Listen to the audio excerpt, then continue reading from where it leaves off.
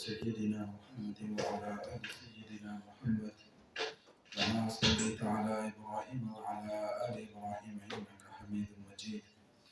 اللهم بارك على محمد وعلى آل محمد كما باركت على إبراهيم وعلى آل إبراهيم إنك حميد مجيد.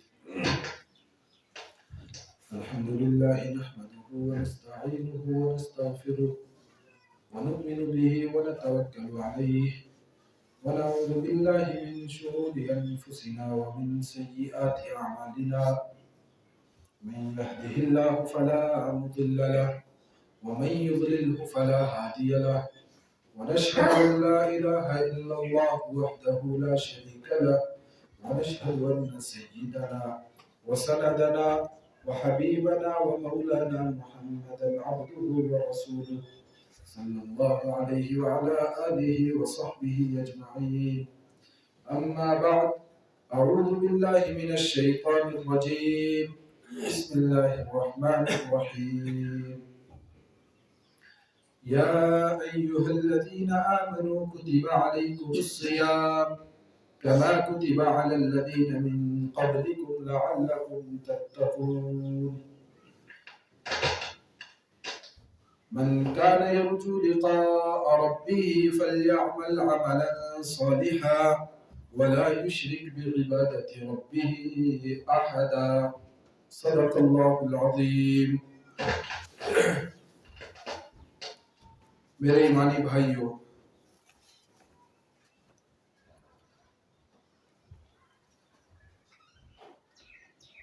انسان کا وجود اس دنیا کے اندر اللہ رب العزت کا ایک بہت بڑا شاہکار ہے. انسان خود میں ایک بہت بڑی کائنات ہے.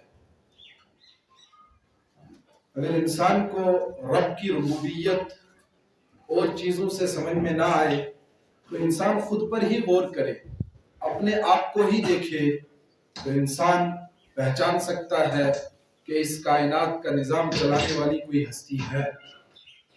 جب انسان کو اتنا عمدہ شاہکار بنا کر کے اللہ رب العزت نے اس دنیا کے اندر بھیجا اور فرمایا وَالَّذِي خَلَقَ لَكُم مَّا فِي الْأَرْضِ جَمِيعًا، اے انسانوں اس دنیا میں جو کچھ ہے وہ سب تمہارے لیے ہے. میں نے تمہارے لیے ساری چیزیں پیدا کی. تمہیں بہتے ہوئے جھرنے نظر آتے ہیں، بہتے ہوئے دریا نظر آتے ہیں، چلتی ہوئی ہوائیں نظر آتی ہیں. سب کا سب یہ تمہارے لیے ہے. وَالَّذِي خَلَقَ لَكُمْ، تمہارے لیے ہے. ہوائیں انسان کے لیے چل رہی ہیں، پانی انسان کے فائدے کے لیے ہے، زمین انسان کے لیے بچھی ہوئی ہے، درخت انسان کے فائدے کے لیے ہے، جانور انسان کے لیے ہیں. وَالْأَنْعَامَ خَلَقَهَا لَكُمْ فِيهَا دِفْءٌ وَمَنَافِعُ وَمِنْهَا تَأْكُلُونَ. تمہارے لیے میں نے جانور پیدا کیے، اس میں تمہارے فائدے کی چیزیں ہیں. کچھ کو تم کھانے کے لیے استعمال کرتے ہو، کچھ کو تم سامان ڈھونے کے لیے استعمال کرتے ہو. لَكُمْ، یہ تمہارے لیے ہیں. وَإِنَّ لَكُمْ فِي الْأَنْعَامِ لَعِبْرَةً نُسْقِيكُم مِّمَّا فِي بُطُونِهِ مِن بَيْنِ فَرْثٍ وَدَمٍ لَبَنًا خَالِصًا سَائِغًا لِلشَّارِبِينَ. کچھ جانور تمہارے لیے پیدا کیے، ان کا تم دودھ استعمال کرتے ہو. اور ان لکم فی الانعام لعبرہ، اس میں بڑی عبرت کی بات ہے تمہارے لیے. کیا؟ نسقیکم مما فی بطونہ من بین فرث ودم، تمہارے لیے ہم دودھ کا انتظام کرتے ہیں، لیکن کہاں سے؟ جانور کے پیٹ کے اندر سے. وہاں گوبر بھی ہے، وہاں لید بھی ہے، وہاں پیشاب بھی ہے، وہاں پاخانہ بھی ہے، لیکن اس کے بیچ میں سے تمہارے لیے اللہ رب العزت دودھ نکال کر کے لاتا ہے. اور کیسا دودھ؟ لبنن خالصا سائغا للشاربین، بالکل پیور دودھ، صاف دودھ ہے، ستھرا دودھ. اس میں کسی طرح کی کوئی ملاوٹ نہیں ہے. انسان تو ملاوٹ کر سکتا ہے، لیکن اللہ رب العزت جو دودھ دیتے ہیں وہ بالکل صاف دودھ ہے. سائغا للشاربین، انسان پی کر کے سکون محسوس کرتا ہے، اس کو پینے میں مزہ آتا ہے. اور اوحى ربك الى النحل ان اتخذي من الجبال بيوتا ومن الشجر ومما يعرشون ثم كلي من كل الثمرات فاسلكي سبل ربك ذللا. اللہ رب العزت نے شہد کی مکھی پیدا کی وہ شہد تیار کرتی ہے، وہ شہد بناتی ہے، وہ انسان کے لیے ہے، فیہ شفاء للناس، اس کے شہد کے اندر لوگوں کے لیے شفا ہے، یہ انسانوں کے لیے پیدا کی۔ سوال پیدا ہوا یہ سب کا سب انسانوں کے لیے پیدا ہوا تو انسان کس لیے پیدا ہوئے، انسان دنیا میں کیوں آئے؟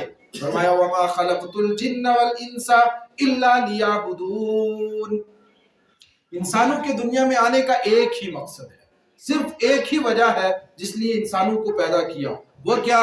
الا لیعبدون، تاکہ وہ میری عبادت کریں، وہ میری پرستش کریں، میری مان کر کے چلیں۔ ما اريد منهم من رزق وما اريد ان يطعمون، میں ان سے روزی کموانا نہیں چاہتا کہ انسان کمائی میں ہی لگا رہے، اپنے رب کو بھول ہی جائے، اٹھے تو کمانے کے لیے، سوئے تو اس لیے آرام کرے کہ دوبارہ صبح کمانا ہے، اسی چکر میں اس کی زندگی گھومتی رہے۔ فرمایا نا، ان اللہ هو الرزاق ذو القوة المتین، اسباب کے درجے میں محنت کرنی ہے لیکن سارا کا سارا اسی کو سمجھ لیں۔ فرمایا نا، ان اللہ هو الرزاق، کوئی سمجھتا ہے مجھے دکان سے روزی مل رہی ہے، کوئی سمجھتا ہے مجھے مزدوری سے مل رہی ہے، کوئی سمجھتا ہے مجھے ملازمت سے مل رہی ہے۔ اللہ کیا فرما رہے؟ ان اللہ، بے شک وہ اللہ ہے، هو الرزاق، وہی روزی دینے والا ہے، ذو القوة المتین، وہ بڑی طاقت والا ہے، روزی کے بھنڈار تو اس کے پاس ہے، روزی کے خزانے اس کے پاس ہیں۔ تمہیں میں نے پیدا کیا اپنی عبادت کے لیے، تم میری عبادت کرو، میری پرستش کرو، میرے سامنے اپنے سر کو جھکاؤ اور میری مان کر کے زندگی گزارو۔ لیکن دنیا کے اندر جتنی مخلوقات ہیں وہ سب کی سب اللہ کی مانتی ہیں، سب کی سب اللہ کی تسبیح کرتی ہیں، کل قد علم صلاته وتسبیحه، سب کی سب اللہ کی تسبیح میں مشغول ہیں، پرند چرند، ہوا، نباتات، شجرات، سب رب کی تسبیح کرتی ہیں۔ لیکن انسانوں میں اور ان میں پھر فرق کیا ہے؟ فرمایا ہاں فرق ہے، ان کے پاس اختیار نہیں ہے، وہ گناہ کرنا چاہیں تو نہیں کر سکتے، لیکن انسان کو دونوں طاقتیں دی۔ فَأَلْهَمَهَا فُجُورَهَا وَتَقْوَاهَا، انسان کے اندر دونوں طرح کی قوتیں رکھ دی، دونوں طرح کی طاقتیں رکھ دی، دونوں طرح کی اس کے اندر طاقتیں ہیں۔ فَأَلْهَمَهَا فُجُورَهَا وَتَقْوَاهَا، اگر چاہے تو گناہ کرے، چاہے تو نیکیاں کرے، گناہ کرنا چاہے تو فرمایا پھر وہ جانوروں سے نیچے چلا جائے، اولئک کالانعام بل هم اضل، وہ جانوروں سے نیچے چلا جائے، اتنا بڑا مجرم بن جائے، اور اگر نیکیاں کرنا چاہے، رب کو راضی کرنا چاہے تو فرمایا فرشتوں سے بھی اونچا ہو جائے، فرشتوں سے بھی اوپر چلا جائے۔ قد افلح من زکاها وقد خاب من دساها، دونوں راستے بھی بتا دیے اور ان کا نتیجہ بھی بتا دیا۔ فرمایا ایک راستہ جو رب کی طرف لے کر کے جاتا ہے، قد افلح، وہ بندہ کامیاب ہو گیا، من زکاها، جس نے اپنے آپ کو پاک کر لیا، گناہوں سے پاک کر لیا، جرائم سے پاک کر لیا، رب کی نافرمانی سے بچ گیا، افلح، وہ کامیاب ہو گیا۔ اور وہ کیسی کامیابی ہے؟ فقد فاز فوزا عظیما، وہ بڑی کامیابی ہے جس کے بعد ناکامی کا کوئی تصور ہی نہیں ہے، ناکام انسان ہو ہی نہیں سکتا۔ دنیا کے اندر ایک طالب علم، ایک بچہ، ایک اسٹوڈنٹ 10ویں میں پاس ہوا تو ڈر لگا رہتا ہے کہیں 12ویں میں فیل نہ ہو جاؤں، 12ویں میں ہو گیا ڈر لگا رہتا ہے گریجویشن میں فیل نہ ہو جاؤں۔ فرمایا نہیں، وہ ایسی کامیابی ہے جس کے بعد ناکامی کا تصور ہی نہیں ہے، ایسی کامیابی نصیب ہوگی۔ لیکن وقد خواب، وہ نامراد ہوا، وہ ناکام ہوا، وہ ذلیل ہوا، وہ ناکام ہو گیا۔ کون؟ من دساہا، جس نے رب کی نہیں مانی، اس کی فرمانبرداری والی زندگی نہیں گزاری، اس کی نافرمانی کر کر کے زندگی گزارتا رہا۔ فرمایا خواب، وہ تباہ ہو گیا، وہ برباد ہو گیا، اس کو کامیابی ملنے والی نہیں ہے۔ یہاں یہ سوال پیدا ہوا کہ نیکی کیا ہے، پاکیزگی کیا ہے، انسان کیسے رب کا مقرب بنے؟ والعصر ان الانسان لفی خسر الا الذین آمنوا وعملوا الصالحات وتواصوا بالحق وتواصوا بالصبر، اللہ نے فرمایا سارے لوگ نقصان میں ہیں، سارے لوگ گھاٹے میں ہیں۔ والعصر، قسم ہے زمانے کی، ان الانسان لفی خسر، یقیناً انسان نقصان میں ہے، یقیناً انسان گھاٹے میں ہے، یقیناً انسان خسارے میں ہے، فائدے میں نہیں ہے، وہ نقصان میں ہے۔ زمانے کی قسم کھا کر کے بتایا کہ جس طرح زمانے کی تبدیلی حقیقت ہے، انسان پہلے بچہ ہے، پھر جوان ہے، پھر بوڑھا ہے، پھر اس کے لیے موت ہے، جس طرح موسم خزاں ہے، سردی کا موسم ہے، گرمی کا موسم ہے، یہ زمانے کی تبدیلیاں ہیں، یہ حقیقت ہے، اس کو ہر انسان مانتا ہے، کوئی انکار کرنا چاہے تو نہیں کر سکتا۔ بچہ کہے میں بڑا نہیں ہوں گا، فرمایا نہیں، ایسا ہو ہی نہیں سکتا، بڑا ہونا پڑے گا، یہ ایک حقیقت ہے، یہ سچ ہے۔ جوان کہے میں بوڑھا ہی نہیں ہوں گا، فرمایا نہ ہونا پڑے گا، اور بوڑھا کہے میں مروں گا ہی نہیں، فرمایا نہیں، مرنا پڑے گا۔ موت ایک حقیقی چیز ہے، وہ ایک سچ ہے، انسان اس کا انکار نہیں کر سکتا۔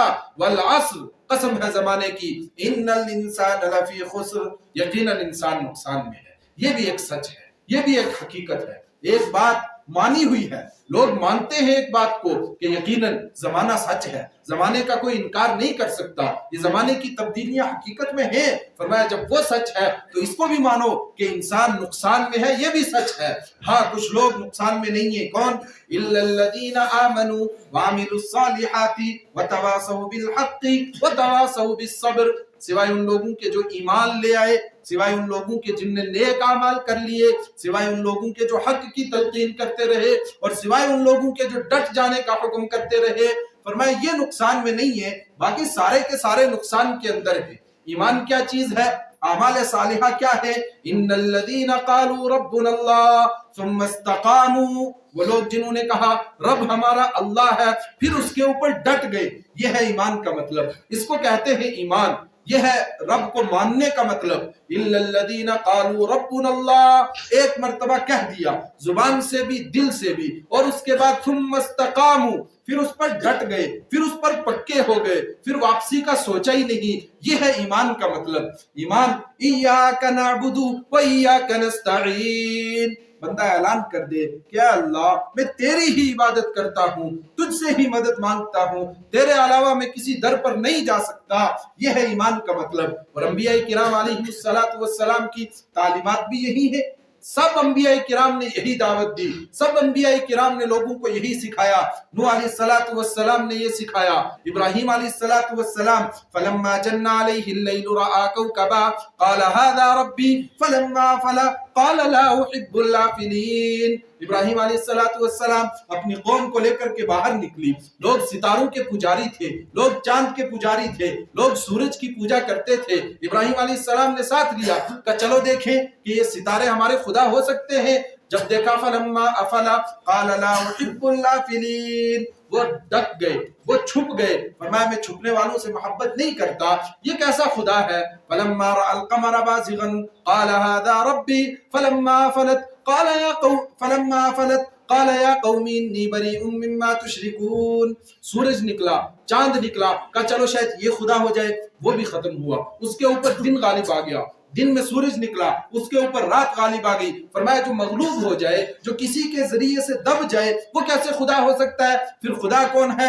ابراہیم علیہ السلام نے سکھایا انی وجہت وجہی للذی فطر السماوات والارض حنیفا وما انا من المشرکین، وہ ہے اللہ، انی وجہت وجہی للذی فطر السماوات والارض حنیفا، میں اس یک تنے تنہا ایک خدا کی طرف متوجہ ہوتا ہوں، وہ ہے میرا رب۔ وما انا من المشرکین، میں مشرکوں میں سے نہیں ہوں، میں نافرمانوں میں سے نہیں ہوں، میں ایک خدا کو ماننے والا ہوں۔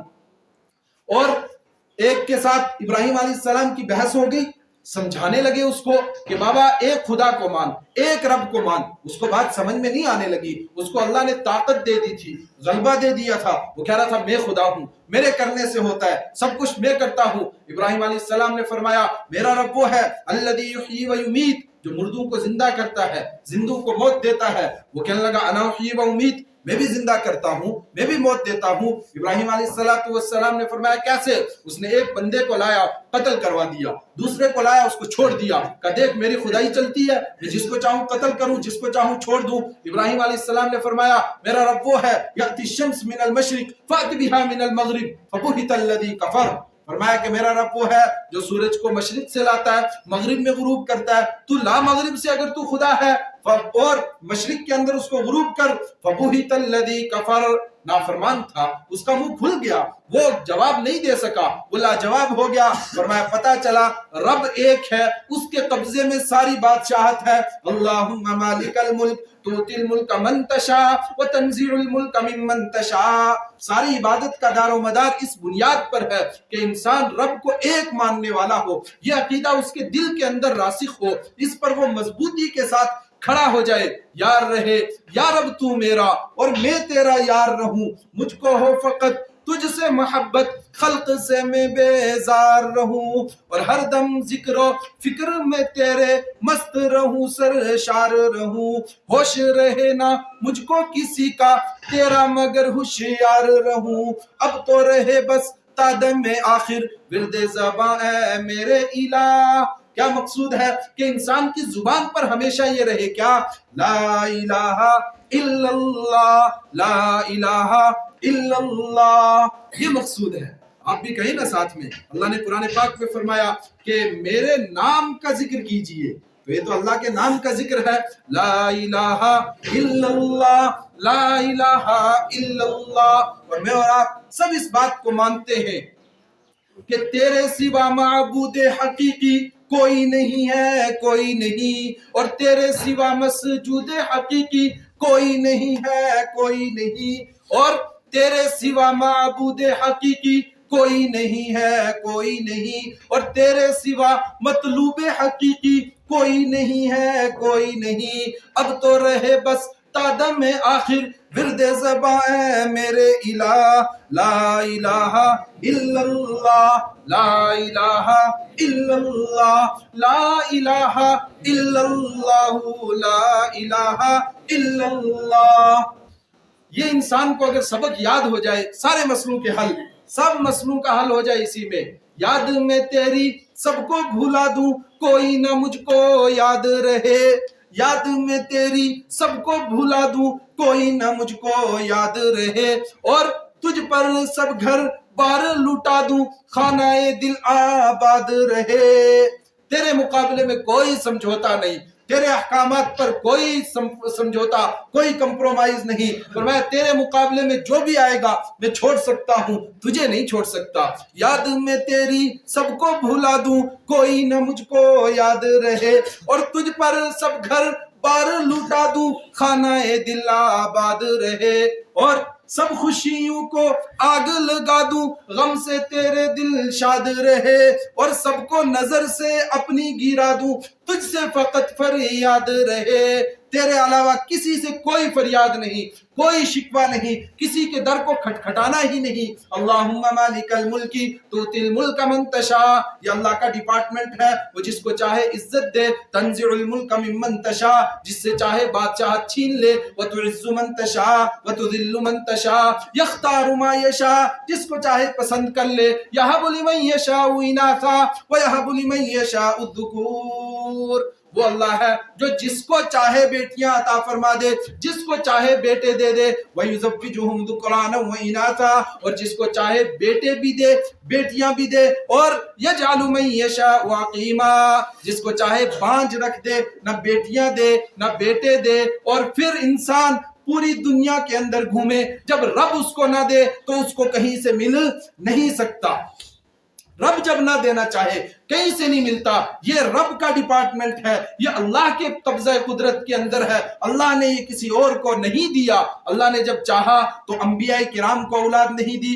زکریا علیہ السلام بڑھاپے میں پہنچ چکے ہیں، اولاد نہیں ہے، ان کی خدمت کے اندر ہیں، ان کی پرورش کے اندر حضرت مریم علیہ السلام ہے۔ مریم علیہ السلام کے حجرے کے اندر ایک دن حضرت زکریا گئے اور فرمایا کہ یہ پھل تیرے پاس کہاں سے آ گئے، تازہ پھل کہاں سے مل گئے؟ انہوں نے کہا یہ من عند اللہ، ان اللہ یرزق من یشاء بغیر حساب، یہ میرے رب کی طرف سے ہے، میرا رب جس کو چاہتا ہے بے حساب روزی عطا فرما دیتا ہے۔ یہ بے حساب اس نے مجھے روزی عطا کی ہوئی ہے۔ موسم نہیں ہے پھلوں کا، لیکن پھر بھی اس نے دیے ہیں، اس لیے کہ وہ موسم کا محتاج نہیں ہے، موسم رب کے محتاج ہے، رب موسموں کا محتاج نہیں۔ فرمایا وہ بے موسم کے دے رہا ہے، اور زکریا علیہ السلام اس وقت میں کھڑے ہوئے محراب کے اندر اور فرمایا ہنالک دعا زکریا ربہ قال رب هب لي من لدنك ذریۃ طیبہ انک سمیع الدعاء۔ اے اللہ اولاد کا موسم میرا بھی نہیں رہا، میں بوڑھا ہو گیا ہوں، واشتعل الرأس شیبا لم اکن بدعائک رب شقیا، بیوی میری بانجھ ہے، بڑھاپے کو پہنچ چکے، اولاد تو جوانی میں ہوتی ہے، موسم تو اب میرا بھی نہیں ہے، لیکن میں کہتا ہوں انک سمیع الدعاء، تو دعاؤں کو سننے والا ہے، اور لم اکن بدعائک رب شقیا، اے اللہ تجھ سے مانگ کر میں کبھی مایوس ہوا ہی نہیں، تجھ سے مانگ کر کبھی میں مایوس نہیں ہوا۔ اور بڑھاپے کے اندر اللہ رب العزت نے یحییٰ علیہ السلام عطا کیے اور فرمایا اسمہ یحییٰ لم نجعل لہ من قبل سمیہ، اس بیٹے کا نام میں اپنی طرف سے یحییٰ رکھ رہا ہوں، اس سے پہلے یہ نام کسی کو نہیں دیا گیا تھا۔ ابراہیم علیہ السلام بڑھاپے کو پہنچ گئے، 90 سال کی عمر یا 120 سال کی عمر ہو چکی ہے، اولاد نہیں ہے۔ ابراہیم علیہ السلام نے دعا مانگی، اللہ رب العزت نے اولاد عطا کر دی۔ تو یہ اولاد کا عطا کرنا، عزتوں کا عطا کرنا، ذلتوں کی ٹھوکریں لگا دینا، یہ سب رب کے ہاتھ میں ہے، یہ کسی اور کے ہاتھ میں نہیں ہے۔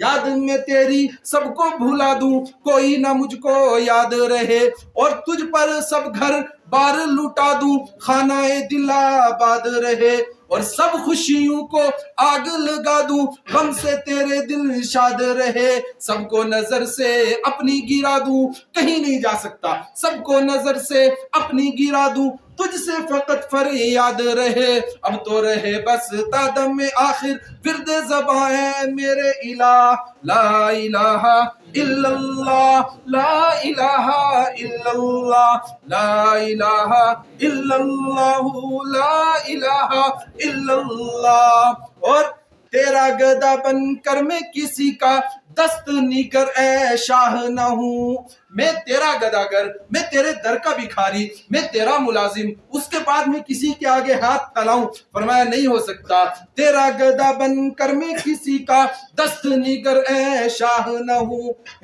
کتے تیری دربار دے شیر مارن، میرا گدڑا تھی دل زیر کیوں ہے، ہوا تیرا بندہ جاواں دینے لٹیا، علی قادر آئے ڈندھیر کیوں ہے۔ پتہ نہیں آپ پنجابی سمجھتے ہیں کہ نہیں سمجھتے؟ تو بزرگ نے فرمایا کہ عجیب بات ہے، میں تیرے در پر آ جاؤں اور تیرے در کے تو کتے بھی شیروں کو مارتے ہیں، اور میں تیرے در کا بھکاری، اس کے بعد میں دنیا سے ڈر جاؤں؟ فرمایا نہ، یہ نہیں ہو سکتا، تیرا گدا بن کر میں کسی کا دست نگر اے شاہ نہ ہوں، اور بندہ مالو زر نہ بنوں میں طالب عز و جاہ نہ ہوں۔ دو مصیبتیں دنیا کے اندر جس کی وجہ سے انسان اپنا ایمان چھوڑتا ہے، اپنا سب کچھ چھوڑتا ہے۔ فرمایا ایک تو رتبے کی محبت، بڑا بننے کی لالچ، اور دوسرے مال کی لالچ۔ فرمایا یہ دو چیزیں میں نہیں چاہتا ہوں، مجھے یہ نہیں چاہیے۔ یاد تیرا گدا بن کر میں کسی کا دست نگر اے شاہ نہ ہوں، اور بندہ مالو زر نہ بنوں، میں پیسے کا بندہ نہ بنوں،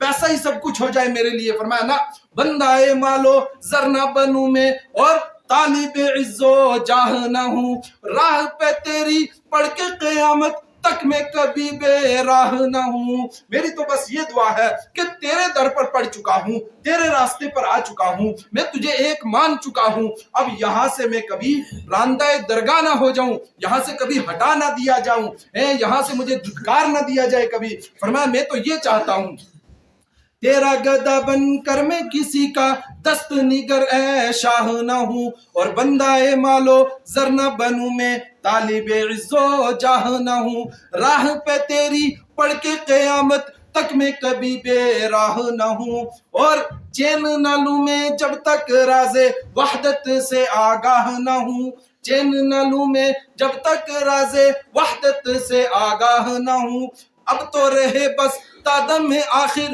ورد زباں ہے میرے الہ، لا الہ الا اللہ، لا الہ الا اللہ، لا الہ الا اللہ، لا الہ الا اللہ۔ میرے ساتھیوں، یہ چیز مطلوب ہے، یہ ہے حقیقت ایمان کہ انسان سب کچھ رب کے حوالے کر دے۔ قل ان صلاتي ونسكي ومحياي ومماتي للہ رب العالمین، میری نماز، میرا روزہ، میرا اٹھنا، میرا بیٹھنا، میرا سب کچھ للہ رب العالمین، ایک اللہ کے لیے ہے، لا شریک لہ، اس کا کوئی شریک نہیں ہے۔ قرآن پاک نے فرمایا کما ارسلنا فیکم رسولا منکم یتلو علیکم آیاتنا ویزکیکم ویعلمکم الکتاب والحکمہ ویعلمکم ما لم تکونوا تعلمون فاذکرونی اذکرکم واشکروا لی ولا تکفرون۔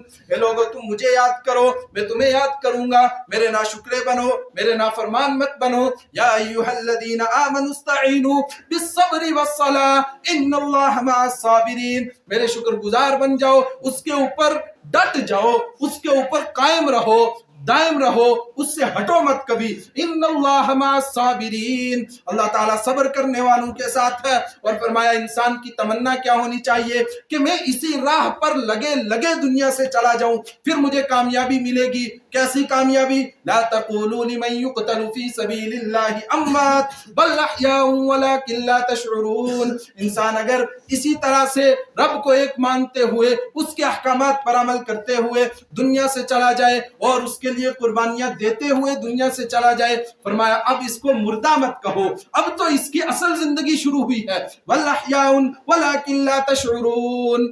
میرے ساتھیو، یہ مطلب ہے ایمان کا۔ الا الذین آمنوا، ہر عمل کی بنیاد ایمان ہے، ہر عمل کی بنیاد ایمان ہے، اور اس کی ویلیو بنتی ہے ایمان سے، اس کی قدر اور منزلت بنتی ہے ایمان سے۔ آپ غور فرمائیں، آپ یہاں لکھنا شروع کریں زیرو لکھتے چلے جائیں، لکھتے چلے جائیں، لکھتے چلے جائیں، اس کی کوئی اہمیت نہیں ہے۔ ایک کاپی پر آپ نے زیرو لکھے 4-5، کوئی ویلیو نہیں اس کی، کوئی نہیں پہچانتا یہ کون سا زیرو ہے، کیا مطلب ہے اس کا۔ لیکن آپ ساتھ میں پیچھے ایک لگا دو، پھر دیکھو اس کی کیا اہمیت بنتی ہے۔ ایک زیرو لگاؤ گے ایک کے ساتھ تو 10 بنیں گے، 2 لگاؤ گے تو 100 بنیں گے، 3 لگاؤ گے 1000 بنیں گے، 4 لگاؤ گے 10,000، 5 لگاؤ گے 1,00,000 کی ویلیو بن جائے گی اس کی۔ انسان کہتا ہے یہ 1,00,000 ہے، 1,00,000 ایک اپنی ویلیو رکھتا ہے۔ ایمان کے ساتھ انسان کے اعمال ہوں گے، اس کی ویلیو بنے گی، اس کی قدر و منزلت بنے گی اللہ کے ہاں۔ وَمَن يَعْمَلْ مِثْقَالَ ذَرَّةٍ خَيْرًا يَرَهُ، جو انسان ذرے کے برابر بھی نیکی لائے گا اللہ کے ہاں دیکھ لے گا، لیکن کب؟ جب اس کے ساتھ ایمان بھی ہوگا۔ وَعَمِلُوا الصَّالِحَاتِ، ساتھ ساتھ میں پھر نیک اعمال بھی کرے، ساتھ ساتھ میں پھر اچھے اعمال بھی کرے، ساتھ ساتھ میں پھر تقوی والی زندگی بھی گزارے۔ اور کس کو کہتے ہیں نیک اعمال، کس کو کہتے ہیں اچھے اعمال؟ اس کے لیے میں عرض کرتا ہوں کہ اس کے لیے بنیادی طور پر 2 باتوں کا ہونا ضروری ہے، اور ایک ضمناً شرط بھی ہونی چاہیے، وہ ہوتا ہے نیک کام، نیک عمل۔ نمبر 1، انسان جو کام کرے وہ یہ سوچ کر کے کرے کہ یہ رب کا حکم ہے، اور وہ حقیقت میں رب کا حکم ہو بھی۔ جو بھی کوئی انسان کام کرے وہ رب کا حکم ہو، رب نے اس کو کرنے کے لیے کہا ہو، وہ انسان عمل کرے، یہ نیکی بنتی ہے۔ دوسرے نمبر پر اس عمل کے اندر حبیب کبریا صلی اللہ علیہ وسلم کا طریقہ بھی ہو۔ اگر انسان اللہ کے حکم پر تو عمل کر رہا ہے لیکن حبیب کبریا صلی اللہ علیہ وسلم کا طریقہ نہیں ہے تو وہ عمل قابل قبول نہیں ہوگا، وہ عمل قابل قبول نہیں ہوگا۔ روزے آ رہے ہیں، آپ روزے رکھیں گے، اللہ کے نبی نے فرمایا سحری سے رکھو اور شام کو افطار کر لو۔ بندہ کہتا ہے نہیں میں رات کو ہی کھا کر کے سو جاؤں گا، روزے کی نیکی میں کمی آ جائے گی، اس کو پورا ثواب نہیں ملے گا، اس کی سنت چھوڑ دی اس نے۔ حبیب کبریا کا طریقہ تھا سحری سے پہلے کھاؤ، فجر کے وقت سے پہلے کھاؤ اور افطاری پر افطار کر لو، اس نے ایک سنت چھوڑ دی۔ چلیں روزہ کسی درجے میں ہو گیا، آپ نماز ہے، جمعہ کا وقت ہے، جمعہ کی 2 رکعت ہیں، اللہ کے حبیب نے پڑھ کر کے دکھائی، اللہ کا حکم تھا لیکن ہم نے 4 رکعت پڑھ لی۔ آج باہر سے مولوی صاحب آئے لمبی قرات کریں گے مزہ آئے گا، فرمایا نہ، حبیب کبریا کے طریقے سے ہٹ گئے، اب یہ قابل قبول نہیں ہے، یہ مردود ہے، اس کا اللہ کے کوئی اجر نہیں، کوئی فائدہ ہونے والا نہیں ہے۔ اللہ کے نبی صلی اللہ علیہ وسلم کے طریقے کے مطابق بھی ہونا چاہیے۔ اور تیسرے نمبر پر اخلاص نیت کے ساتھ ہو کہ میں جو کام کر رہا ہوں وہ صرف اور صرف اللہ کے لیے کر رہا ہوں، کسی کو دکھانے کے لیے نہیں، نام و نمود کے لیے نہیں، کسی کو دکھلاوا کرنے کے لیے نہیں، ریاکاری کے لیے نہیں، بڑا بننے کے لیے نہیں،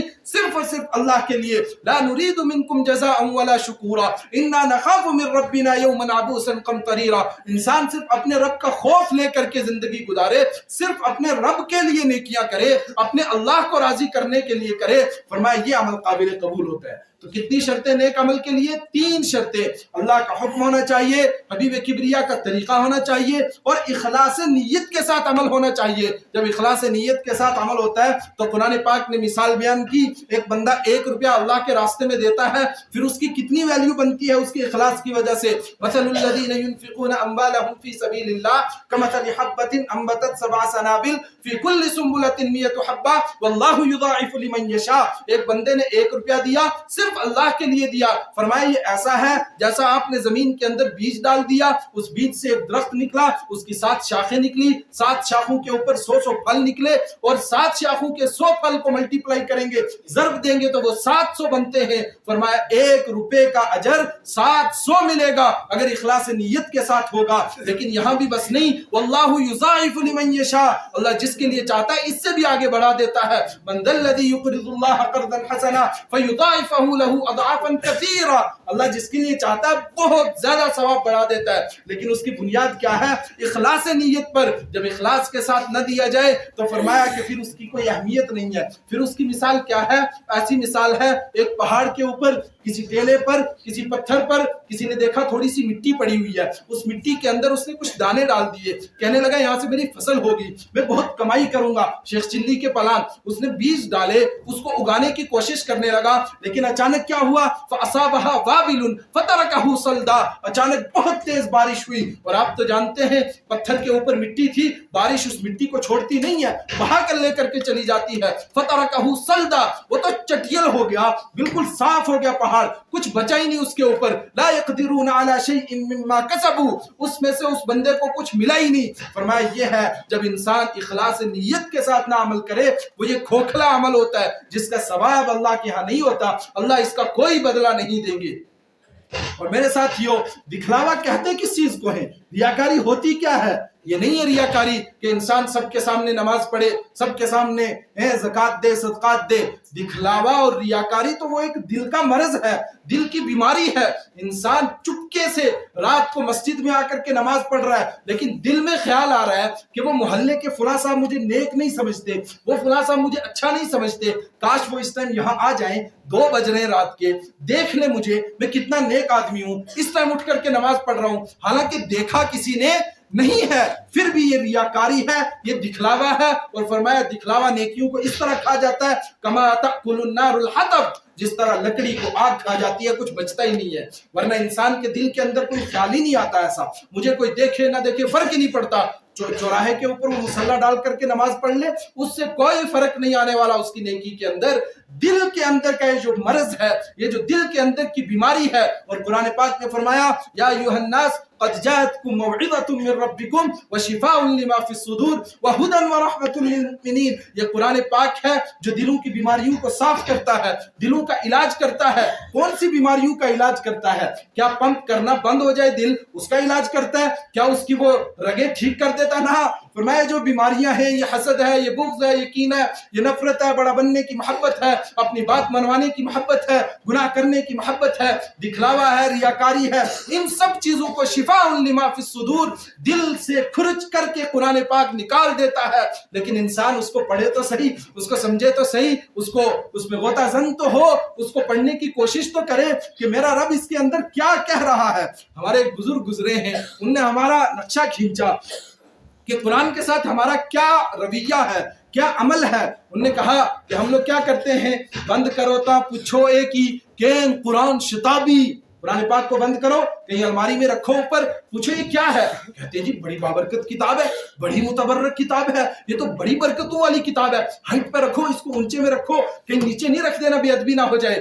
مانا پڑھ کے دسو کافر آخن لوگ وہاں بھی جے کوئی پڑھے قرآن مترجم او نیرندہ سنی. میں مطلب پڑھ کے بتاؤ، اب قوم خلاف ہو جاتی ہے. اچھا یہ بھی قرآن کہہ رہا ہے، اچھا اب ہمیں شادی بیاہ کے ڈرامے بند کرنے پڑیں گے، یہ ڈھول ڈھمکا ختم کرنا پڑے گا، یہ رسم و رواج چھوڑنے پڑیں گے. نہ جی ہم تو نہیں مانتے اس کو، یہ بس برکت کی حد تک ٹھیک ہے، اس سے آگے نہیں مانتے. یہ قرآن پاک تو ضابطۂ حیات ہے. فلا وربک لا یؤمنون حتی یحکموک فیما شجر بینہم. قرآن پاک نے کہا تب تک وہ ایمان والا ہی نہیں ہو سکتا، مسلمان ہی نہیں ہے. کس خیال میں ہم کا نہیں ہے مسلمان؟ جب تک کہ وہ قرآن پاک کو اپنے لیے ضابطہ حیات نہ مان لے، ایک ایک عمل کے اندر، ایک ایک فعل کے اندر، ایک ایک کام کے اندر قرآن پاک کو رہبر اور رہنما نہ مان لے۔ اعمال کی بات آئی، انہی اعمال میں سے ایک عمل رمضان کے روزے بھی آ رہے ہیں، جس کے لیے میں نے آیت بھی پڑھی تھی۔ وقت ختم ہونے والا ہے، بس میں ایک بات عرض کروں، یا ایھا الذین آمنوا کتب علیکم الصیام کما کتب علی الذین من قبلکم لعلکم تتقون۔ لوگوں، تمہارے اوپر روزے فرض کیے گئے ہیں جیسے پہلے لوگوں پر فرض تھے۔ سب آپ جانتے ہیں روزے فرض ہیں، روزے رکھنا ضروری ہے، یہ اسلام کی بنیادوں میں سے ایک بنیاد ہے۔ اگر انسان نے رمضان کا ایک روزہ چھوڑا، فرمایا اگر وہ اب پوری زندگی بھی روزے رکھتا رہے، اس ایک روزے کا ثواب وہ پا نہیں سکتا۔ لیکن مقصد کیا ہے روزے رکھنے کا؟ بھوکا اور پیاسا رکھنا مقصد ہے؟ فرمایا نا، لعلکم تتقون، تاکہ تم پرہیزگار بن جاؤ، تاکہ تم نیکوکار بن جاؤ۔ یہ ایک مہینہ پریکٹس کا ہے، سال پورا تم نے کمایا، تم نے اپنے لیے محنتیں کی، تم نے سب کچھ کیا، اب یہ ایک مہینہ ہے کتنا سا، ایام معدودات، تھوڑے سے تو دن ہیں، 365 دنوں میں سے صرف 30 دن ہیں، 335 تمہارے، صرف 30 دن ہیں یہ، ان کے اندر ایام معدودات، تھوڑے سے دن ہیں، یہ روزے رکھ لو، تمہیں کیا ملے گا؟ لعلکم تتقون، تاکہ تم پرہیزگار ہو جاؤ، تاکہ تم نیکوکار بن جاؤ۔